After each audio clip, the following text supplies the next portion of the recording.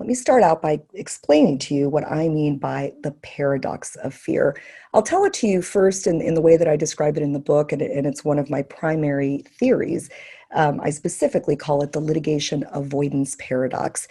And essentially, if you talk to an employment attorney, an HR professional, many leaders, what they will say to you is that employee relations decisions and decisions about workplace culture and drama are largely driven by this preventative mindset. We want to make sure that we prevent lawsuits from happening. We want to avoid any kind of litigation, any kind of claim that employees might make, because there's so many, they say, that are possible.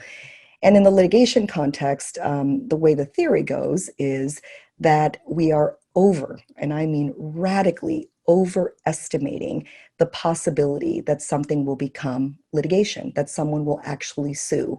If you look at the number of times that any type of workplace drama occurs in the workplace, and you compare that to the number of claims that are actually filed, it's infinitesimal. The chance that any one incident or even several incidents will become a lawsuit is so rare that it's something that you have twice a chance, twice as much a chance of getting hit by lightning than you do that happening in your organization.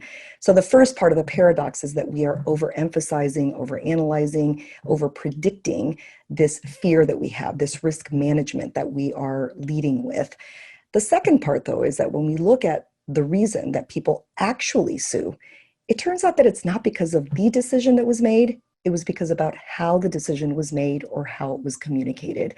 If people feel that a decision, even if they don't like it, was done because the process to make the decision was fair, the distribution of rewards and punishment was fair, and you treated me like a human being, you treated me respectfully, the chances of someone suing are almost zero. If, by contrast, the decision that you make is made in a process that really only advantages certain people, or you use no process whatsoever, and the people who are hired or promoted are, family members and old buddies, or if the distribution of punishments, for example, if the way that you do business is that if a powerful man in your organization gets away with sexual harassment, but a less powerful person in the organization gets fired for it, well, that's an uneven distribution of rewards, or in this case, punishments. Or if you're disrespectful with people, that's what drives people to sue. And that's where the paradox comes in, that the more we are trying to do things in a way to quote unquote avoid lawsuits, the more we are treating our employees in an inhumane, unfair way. And paradoxically, that actually causes them more of a feeling that they actually want to bring some kind of a claim.